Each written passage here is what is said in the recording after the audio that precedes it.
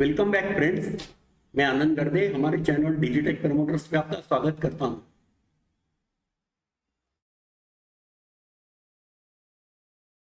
अब तक के वीडियो में हमने पावर पॉइंट के इम्पैक्टफुल प्रेजेंटेशंस बनाए और प्रोडक्ट को प्रमोट करने की नई नई टेक्निक्स देखी।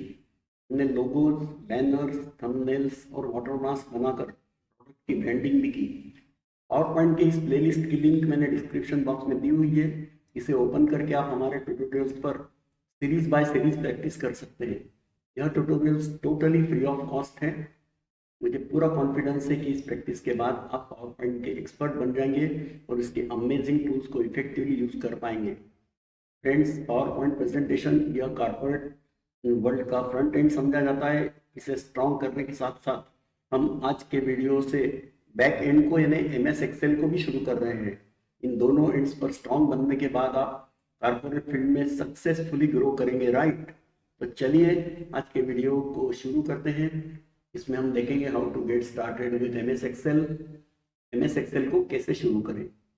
इसके लिए मैं स्क्रीन के लेफ्ट हैंड बॉटम के सर्च बॉक्स में टाइप करता हूं एक्सेल।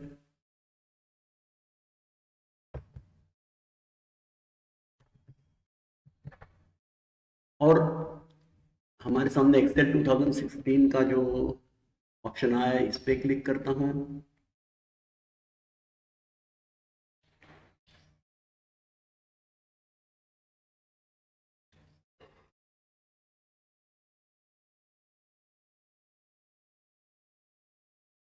और हमारे सामने MS एक्सेल का स्क्रीन ओपन हो गया है, जिसके लेफ्ट हैंड साइड के ऊपर एग्जिस्टिंग वर्कबुक्स हैं, पहले की बनी हुई वर्कबुक्स, जिनको हम ओपन कर सकते हैं। और राइट हैंड साइड के ऊपर नई वर्कबुक बनाने का जो ब्लैंक वर्कबुक ऑप्शन है इस पे मैं क्लिक करता हूं और हमारे सामने MS एक्सेल की वर्कबुक ओपन हो गई है।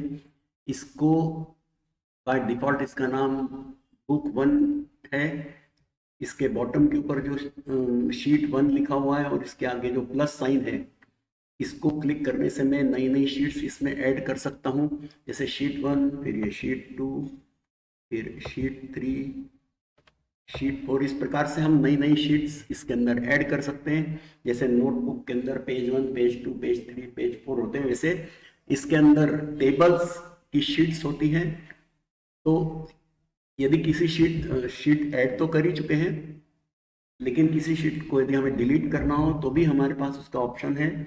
इसको हम राइट क्लिक करते हैं और जो अपकमिंग मेनू है इसमें डिलीट का जो ऑप्शन है, जैसे मैं क्लिक करूंगा तो ये शीट डिलीट हो जाएगी। ये देखिए। इसके अलावा किसी शीट को हम नाम भी देना चाहें हमारा, तो भी इसको राइट क्लिक करके जो अपकमिंग मेनू इसमें रीनेम को मैं क्लिक करता हूं। और ये इसमें हम एक सैंपल सैलरी शीट बनाने वाले हैं, इसलिए मैं इसको नाम देता हूं सैलरी शीट।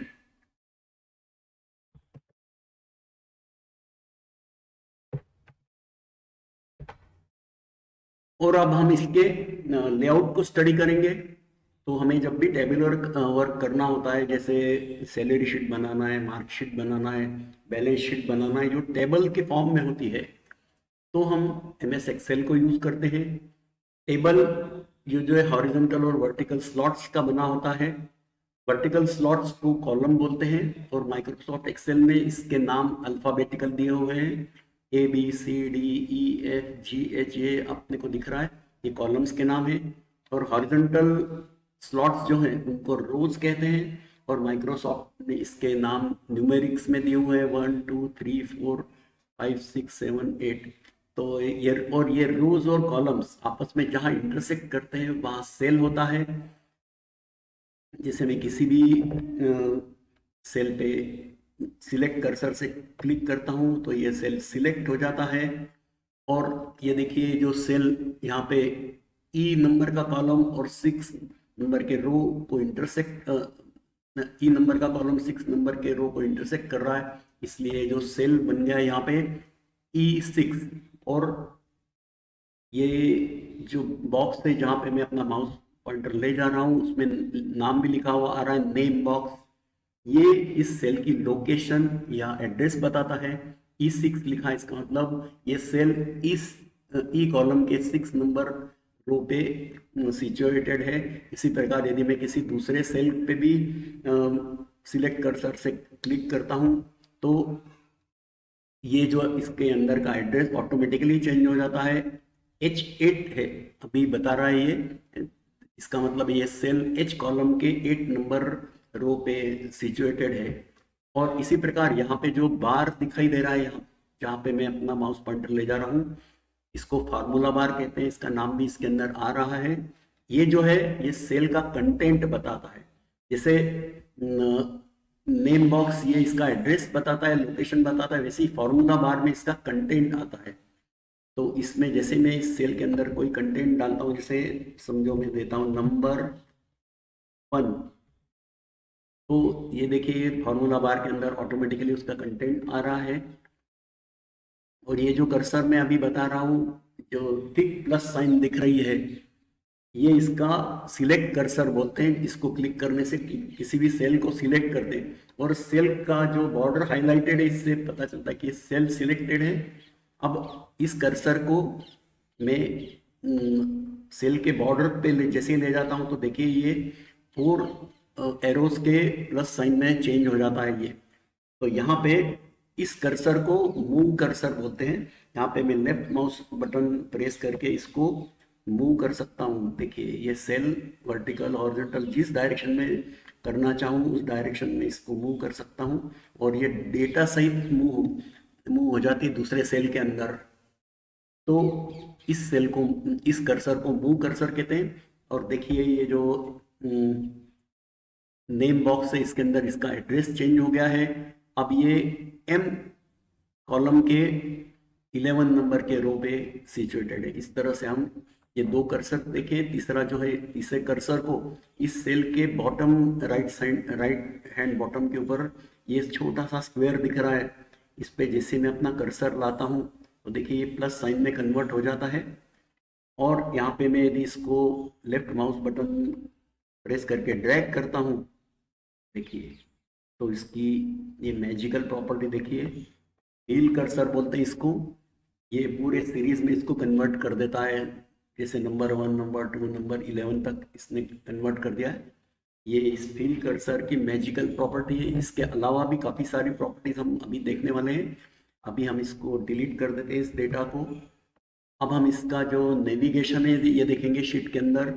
तो ये शीट के अंदर नेविगेट करने के लिए हम लेफ्ट और राइट एरो की यूज़ करते हैं हॉरिजॉन्टल नेविगेशन के लिए। तो देखिए लेफ्ट राइट की से मैं राइट की तरफ मूव करता हूँ और लेफ्ट की प्रेस करने से लेफ्ट की तरफ। इसी तरह डाउन एरो की से नीचे की तरफ और अप एरो की से अपवर्ड्स इसको मूव कर सकते हैं। तो ये नेविगेशन विद इन शीट है।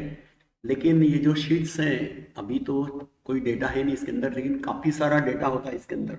तो सेल बाय सेल मूव करने से काफ़ी समय वेस्ट हो सकता है, इसलिए इसको हम पेज बाय पेज भी मूव कर सकते हैं। अभी हॉरिजॉन्टल ये पहले वाली रो के अंदर है A1, तो इसको यदि पेज डाउन में क्लिक करता हूँ तो देखिए A24, फिर पेज डाउन किया A47, फिर पेज डाउन किया तो A70। इस प्रकार से पेज वाइज इसको हम नेविगेट कर सकते हैं। इसी प्रकार यदि ओरिजिनल पोजीशन पे आना है तो पेज अप को क्लिक करता हूँ, A47, A24 और A1।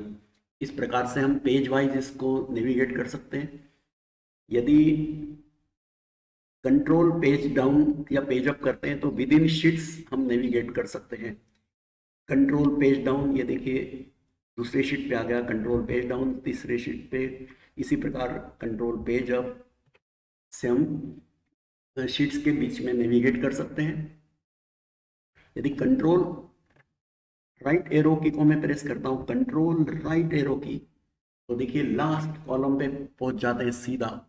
इसके अंदर बहुत सारे कॉलम्स है, 16,384 कॉलम्स है, तो इसलिए कॉलम बाय कॉलम मूव करने में समय बहुत जा सकता है, टाइम वेस्ट हो सकता है, इसलिए ये अरेंजमेंट है। इसी प्रकार कंट्रोल लेफ्ट एरो की को मैं प्रेस करता हूँ तो ओरिजिनल कॉलम पे आ जाता हूँ।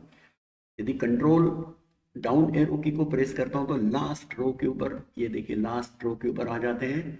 इसका नंबर है 10, ये नंबर 10,48,576, इतनी रोज है इसके अंदर। इस प्रकार से फिर से ओरिजिनल पोजीशन पे लाने के लिए कंट्रोल अप एरो की ओरिजिनल पोजीशन पे आ जाते हैं। तो अब हम इसके दूसरे पार्ट, दूसरे कंपोनेंट्स को स्टडी करेंगे। ये नेम बॉक्स हम देख चुके हैं, फार्मूला बार भी देख चुके हैं। इसमें फार्मूला फिक्स करने की इसकी जो अमेजिंग प्रॉपर्टीज है, इसको हम बाद में स्टडी करने वाले हैं। अब इसके जो पावरफुल पार्ट है, मेनू बार, इसके ऊपर हम आते हैं। ये इस लेआउट का सबसे पावरफुल पार्ट है। इसके अंदर हम अलग अलग टैब्स देख रहे हैं, home, insert, page layout, formula, data, review, view, इस तरह की ये जो टैब्स हैं, इस हर टैब की फंक्शनलिटी अलग अलग है, इसके काम अलग अलग है। तो इसकी फंक्शनलिटी के अनुसार इसके साथ एक सेट ऑफ टूल्स या टूल बार जुड़ा होता है। इस टूल बार को रिबन कहते हैं। और जो ये टूल बार काफी सारे अलग अलग ग्रुप्स का मिलके बना हुआ है। जैसे इसमें हम देख रहे हैं क्लिप बोर्ड, एक font, alignment, number, styles, cells और एडिटिंग, इस तरह के ग्रुप्स बने हुए हैं। और हर ग्रुप दूसरे ग्रुप से वर्टिकल लाइन से सेपरेटेड दिख रहा है। देखिए 1 2, ये वर्टिकल लाइंस दिख रही है इसके अंदर। और इसके नीचे भी, ये देखिए इस ग्रुप के नीचे जो डाउन एरो दिख रहा है, इसके अलावा यहाँ पे कुछ एडिशनल ऑप्शंस है। ये टूल्स इतने छोटे ग्रुप के अंदर जगह कम होने के कारण रखे नहीं जा सकते, इसलिए ये डाउन एरो दिया होता है, जिसको प्रेस करने से हम एडिशनल जो ऑप्शंस हमें अवेलेबल होते हैं, ये देखिए, ये जो डायलॉग बॉक्स ओपन होता है इसके अंदर एडिशनल ऑप्शंस हैं। तो अभी हमें इसकी आवश्यकता नहीं है, हमें अभी इसको हम कैंसिल कर रहे हैं। तो इसी प्रकार कई सारे टूल्स मिला के एक ग्रुप बनता है, और कई सारे ग्रुप्स मिला के एक रिबन बनता है, जो हर टैब के साथ उसके फंक्शनलिटी के अनुसार जुड़ा रहता है। मैं इंसर्ट टैब को प्रेस करता हूं तो इसमें अलग तरह का टूल बार होता है। इसी प्रकार हर टैब के साथ अलग अलग टूल बार होते हैं, और ये टोटल सब टैब्स मिला के हमारा मेनू बार बनता है। अब हम इसके ऊपर का जो टाइटल बार है, इसको देखते हैं। टाइटल बार के नाम से ही क्लियर है कि इसमें हमारे फाइल का टाइटल होगा, वर्कबुक का। तो बुक 1 लिखा हुआ है इस टाइटल में। इसी प्रकार राइट साइड के ऊपर जो क्रॉस वाला साइन है, इसके ऊपर जैसे मैं अपना माउस पॉइंटर ले जाता हूं तो इसका डिस्क्रिप्शन आ रहा है, क्लोज। तो एक क्लोज बटन है, इसको क्लिक करने से एप्लीकेशन क्लोज हो जाती है। इसके पास वाला जो स्क्वायर शेप का बटन है, ये रिस्टोर बटन है। इसको क्लिक करके हम विंडो का साइज छोटा बड़ा कर सकते हैं हमारी कन्वीनियंस के अनुसार। फिर इसके पास वाला जो माइनस साइन दिखाई दे रहा है, ये मिनिमाइज बटन है। इसको क्लिक करके हम विंडो को टास्क बार के ऊपर टेम्परेली मिनिमाइज करके रख सकते हैं, और जब भी आवश्यकता हो इसको रीओपन कर सकते हैं। इसके अलावा ये पास में जो रिबन डिस्प्ले ऑप्शन है, इससे हम ये डिसाइड कर सकते हैं कि ये मेनू बार के अंदर हम कौन से कंपोनेंट्स देखना चाहते हैं। तो यदि इस पे हम ऑटो हाइड रिबन पे क्लिक करते हैं तो टैब्स और टूल बार डिसअपियर हो जाता है, हाइड हो जाता है। ये देखिए, ये हाइड हो गया। इसी प्रकार यदि शो टैब्स को क्लिक करते हैं तो केवल टैब्स अपियर होगी। तो ये शो टैब्स, केवल टैब्स अपियर हो रही है। और इस पे शो टैब्स एंड कमांड्स पे क्लिक करते हैं तो कमांड्स और टूल बार, ये दोनों अपियर हो जाते हैं। इस प्रकार से ये, और इसके लेफ्ट हैंड साइड के ऊपर जो पिक एसेस टूल बार है, इसको हम बाद में स्टडी करने वाले हैं। और इसका जो last down right hand bottom के ऊपर जो जूम स्लाइडर है, इसको स्लाइड करके हम वर्क एरिया में की जो स्लाइड है, इसको जूम इन जूम आउट कर सकते हैं। देखिए, जूम इन जूम आउट हमारे आवश्यकता के अनुसार। अभी हम इसको नॉर्मल पे रखते हैं। अब हम इसके अंदर जो है सैंपल सैलरी शीट के हेडिंग्स इंसर्ट करेंगे। सैंपल सैलरी शीट बनाने वाले हैं, इसके हेडिंग्स हम इंसर्ट कर रहे हैं। तो सबसे पहला हेडिंग होगा सीरियल नंबर, दूसरा है फर्स्ट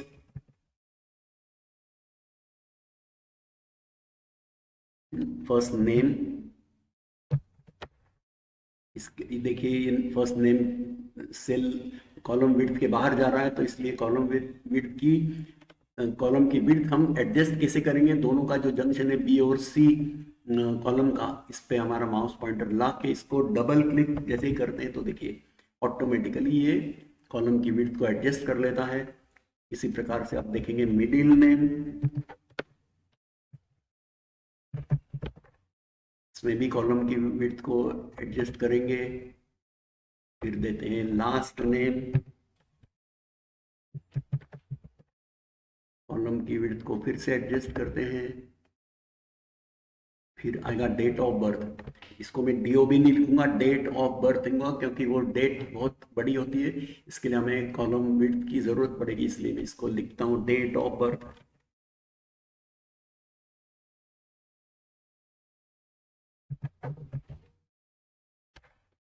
और इसकी कॉलम विड्थ को एडजस्ट करते हैं। अब इसमें लेते हैं बेसिक सैलरी,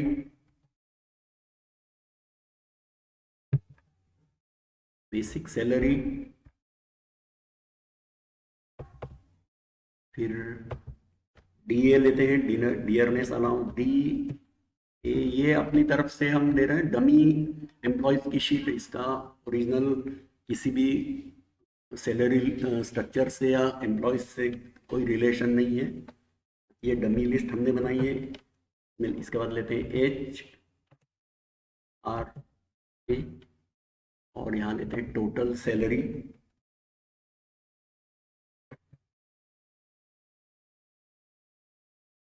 टोटल सैलरी, इसकी भी विड्थ को हम एडजस्ट करते हैं। और इसके अलावा एक और नया फॉर्मूला आपको मैं बताना चाहता हूँ, इसलिए मैं इसमें हम लेते हैं कंप्लीट नेम, कंप्लीट नेम, और इसकी विड्थ को भी एडजस्ट करते हैं। लेकिन देखिए जो कंप्लीट नेम है और भी काफ़ी बड़ा आने वाला है, तो विड्थ एडजस्ट करने का एक तरीका तो हमने देखा कि इसके जंक्शन के ऊपर लाके डबल क्लिक करो तो ऑटोमेटिकली ये सबसे बड़े डेटा की लेंथ ले लेता है। लेकिन दूसरा तरीका ये भी है कि इसके जंक्शन पे, जैसे ये देखिए जंक्शन पे लाने के बाद माउस पॉइंटर का शेप जहाँ बदल गया है, यहाँ पे मैं लेफ्ट माउस बटन को क्लिक करके इसको ड्रैग करते हैं तो देखिए इसकी विड्थ बढ़ जाती है। इस प्रकार से हमने इसकी विड्थ अभी बढ़ा ली। अब हम इसके अंदर डेटा इंसर्ट करेंगे, तो जो सीरियल नंबर है इसके अंदर मैं डेटा इंसर्ट कर रहा हूँ, तो ये 1, इसमें अब हम व्हील कर्सर की एक मैजिकल प्रॉपर्टी भी देखने वाले हैं। तो 1, फिर 2, और इसको मैं सिलेक्ट करता हूँ, देखिए इसमें लेफ्ट माउस बटन प्रेस करके इसको मैं ड्रैग करता हूँ, और ये जो नीचे स्क्वायर दिख रहा है इसको मैं जैसे ड्रैग करके लाता हूँ तो देखिए ये ऑटोमेटिकली इसको फिल कर रहा है, जितने कॉलम जितने रोज तक ले जाना चाहूँ ले जा सकता हूँ, और ये सीरीज आ जाएगी। अब हम जो है इसके अंदर डेटा फिल करने वाले, लेकिन इसमें काफ़ी समय वेस्ट हो सकता है, इसलिए मैंने क्या पहले से ही एक सैलरी लिस्ट बना के सैलरी शीट बना के रखी है, जिसमें डमी जो एम्प्लॉयज़ का डेटा रखा हुआ है, इसको मैं इसके अंदर से क्लिक करके वो कॉपी करके इसमें पेस्ट करने वाला हूँ, इससे हमारा समय बचेगा। सैलरी शीट, ये देखिए ये इसका डेटा मैं यहाँ से कॉपी करता हूँ, ये सिलेक्ट जितना एरिया में चाहूँ उतना सिलेक्ट कर लेता हूँ, और Ctrl+C से इसको कॉपी करता हूँ, Ctrl+C, और यहाँ से मैंने कॉपी किया, और ये जो है इसके अंदर जितने एरिया में मुझे चाहिए उसको मैं सिलेक्ट करूँगा पहले तो, और इसको Ctrl+V करके पेस्ट करूँगा। यहाँ से पेस्ट का भी ऑप्शन है इसके अंदर, पेस्ट के ऑप्शन को भी क्लिक करूँगा तो भी पेस्ट हो जाता है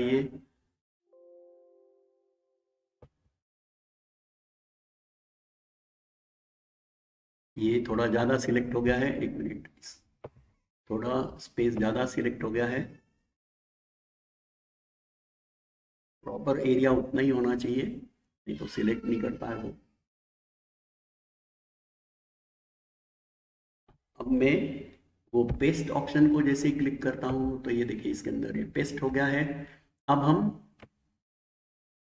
ये टोटल सैलरी निकालने के लिए जो फॉर्मूला फिक्स करते हैं और नाम के लिए कौन सा फॉर्मूला, तो ये हम फॉर्मूला बार की अमेजिंग प्रॉपर्टी देखते हैं। यहाँ पे फॉर्मूला फिक्स करने के लिए सबसे पहले इक्वल टू साइन लगाना पड़ता है और हमें टोटल निकालना है। सॉरी, इसको हम पहले इस टोटल सैलरी के बीच में, हाँ, यहाँ पे रखेंगे और इसमें फॉर्मूला फिक्स करेंगे तो इसमें इक्वल टू की पहले साइन देना पड़ती है और हमें इनको प्लस करना है तीनों कॉलम्स को। बेसिक सैलरी, डीए, एचआर, इसको यदि हम ऐड करना चाहते हैं तो फॉर्मूला है सम। इसके ये जो है लिस्ट आई हुई है, इसके अंदर भी हम अप और डाउन एरो से मूव करके मूव कर सकते हैं और जो भी डिजायर्ड नेम है इसको सिलेक्ट कर सकते हैं। तो इसको सिलेक्ट करने के लिए मैं टैब को प्रेस करता हूँ। टैब को प्रेस करने के बाद अब ये जो भी कॉलम है, इनको जो जो कॉलम ऐड करना है उसको मैं सिलेक्ट करता हूँ। देखिए ये जो है एफ, फिर इसको सेपरेट करने के लिए कॉमा, फिर दूसरा इसको जस्ट क्लिक करना है मुझे, ये जी, फिर कॉमा और ये एच। और अब ब्रैकेट को क्लोज करने के लिए हम शिफ्ट और ब्रैकेट क्लोज कर देते हैं। अब जैसे मैं इसको एंटर करता हूं तो देखिए इसका सम आ गया है। इसको वेरीफाई करना हो तो ये तीन जो कॉलम है इसको आप सिलेक्ट कर लीजिए और जस्ट सिलेक्ट कीजिए और नीचे आप देखेंगे आ रहा है एवरेज। एवरेज तो हमने निकाला नहीं है, काउंट बता रहा है तीन कॉलम से करेक्ट है और सम भी बता रहा है 8200। इस तरह से करेक्ट सम आ गई है ये।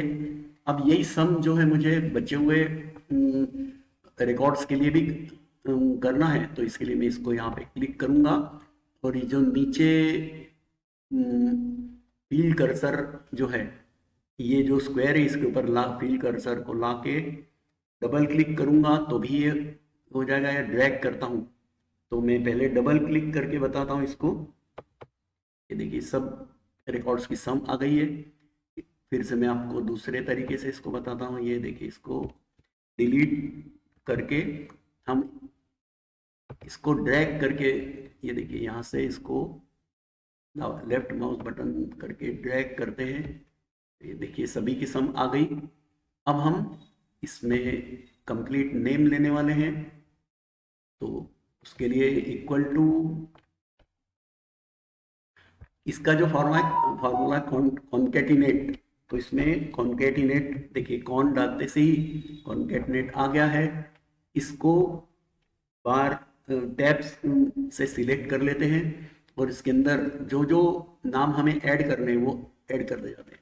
तो देखिए बी, अनिल, फिर एक कॉमा द्वारा सेपरेट। हाँ, इसमें क्या है, हमें बीच में गैप भी चाहिए इन नामों के बीच में, तो इसलिए इन्वर्टेड कॉमा, फिर स्पेस देना है, गैप है तो, फिर इन्वर्टेड कॉमा, देन कॉमा, और अब ये दूसरा C2 ले लिया, फिर से कॉमा। अब इसके भी बीच में गैप चाहिए इसलिए इन्वर्टेड कॉमा, स्पेस बार। ये स्पेस बार इसलिए दे रहे हैं कि इसके बीच में गैप चाहिए, फिर कॉमा, और जो तीसरा है D2, और इसके बाद हम ब्रैकेट को क्लोज करेंगे, शिफ्ट ब्रैकेट क्लोज। और जैसे अब मैं एंटर प्रेस करूंगा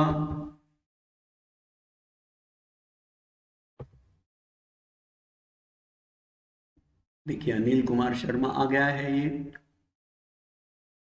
ऐसे ही मैं सभी रिकॉर्ड्स के लिए इसको करना है तो पहले की तरह ही इसको ड्रैग करता हूं और देखिए सभी रिकॉर्ड्स में हमारे नाम जुड़ गए हैं। इस प्रकार से हमने फॉर्मूला फिक्स करने का तरीका देख लिया है।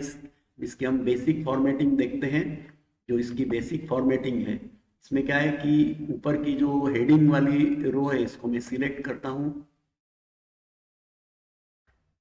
इसको सिलेक्ट करने का दूसरा तरीका ये भी है कि इस रो के ऊपर मैं क्लिक करूं तो भी ऑटोमेटिकली सिलेक्ट हो जाता है।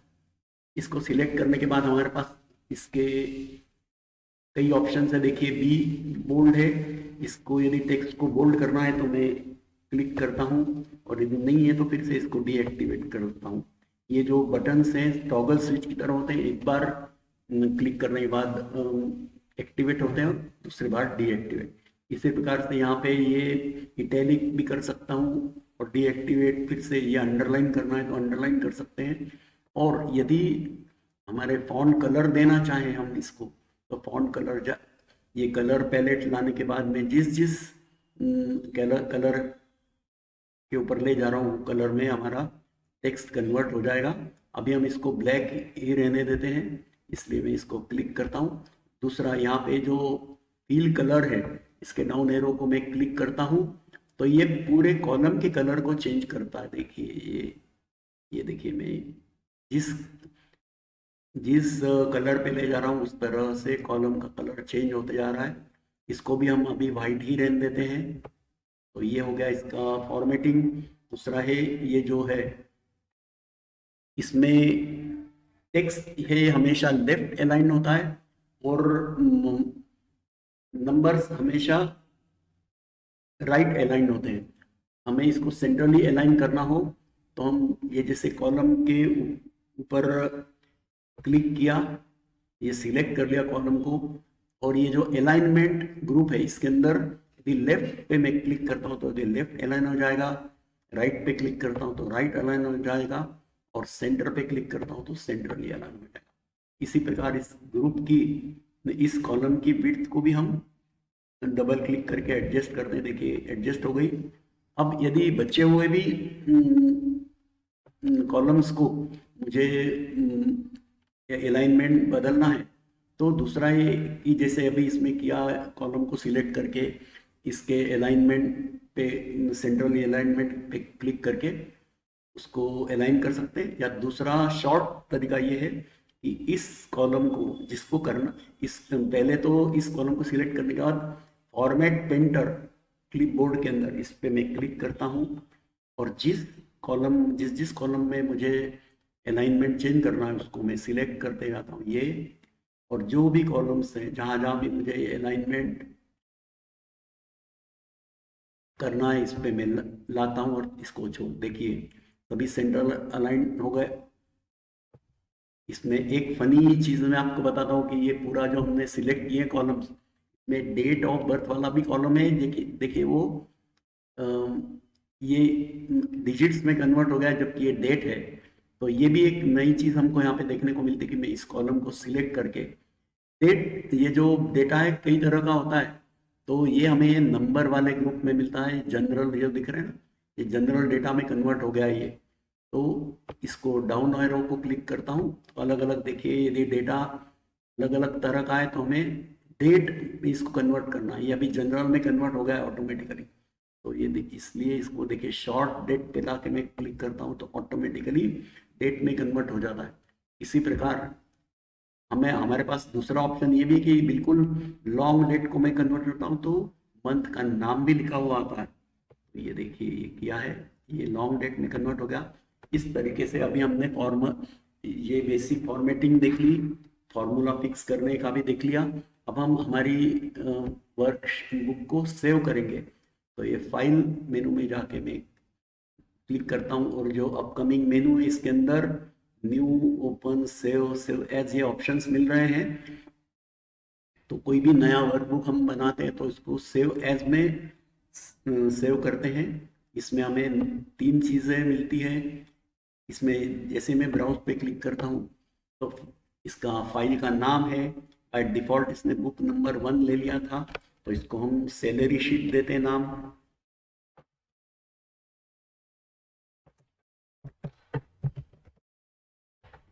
ये हमने डिफ़ॉल्ट नाम को चेंज किया। और लोकेशन नॉर्मली मैं इसको